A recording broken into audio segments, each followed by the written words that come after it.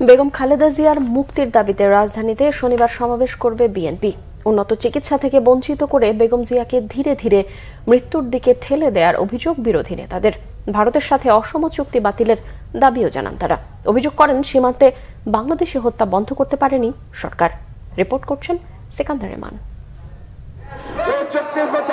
জাতীয় প্রেস ক্লাবের সামনে অবস্থান কর্মসূচিতে যোগ দিয়ে বিএনপি চেয়ারপারসনের উপদেষ্টা জয়নুল আবদিন ফারুক অভিযোগ করেন, অন্যায়ভাবে বেগম খালেদা জিয়াকে কারাগারে আটকে রেখেছে ক্ষমতাসীনরা।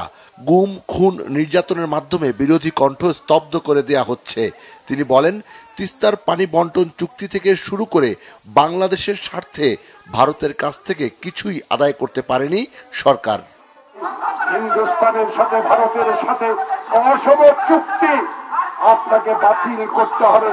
এই অসম চুক্তি যদি কার্যকর করে বাংলাদেশের মানুষ আপনাদেরকে ক্ষমা করবে না। তাই ওবায়দুল কাদের সাহেব, আসুন এখনো পদত্যাগ করুন। লজ্জা হয় না? রেল লাইনের ভিতর যুবতীকে দর্শন করা হয়, এখনো রেল মন্ত্রী পদত্যাগ করেন নাই, লজ্জা হয় না? এদিকে নয়াপল্টনের কেন্দ্রীয় কার্যালয়ে সংবাদ সম্মেলন করেন বিএনপির সিনিয়র যুগ্ম মহাসচিব রুহুল কবির রিজভী। তিনি জানান, শনিবার নয়াপল্টনে শান্তিপূর্ণ সমাবেশ করতে চায় বিএনপি। বেগম জিয়ার মুক্তির আন্দোলন আরও বেগবানের কথাও জানান তিনি। এই যে দেশ বিরোধী চুক্তি, এই চুক্তির বিরুদ্ধে যার অফুরন্ত প্রাণ শক্তিতে যিনি প্রতিবাদ করতেন, তার জনগণকে নিয়ে, জাতীয়তাবাদী শক্তিকে নিয়ে, তাকে আগেই বন্দি করে রাখো। তাকে নানাবিধ ষড়যন্ত্র করে খাবারের মধ্যে ওষুধ দিয়ে আস্তে আস্তে তাকে নিঃশেষ করে ফেলো।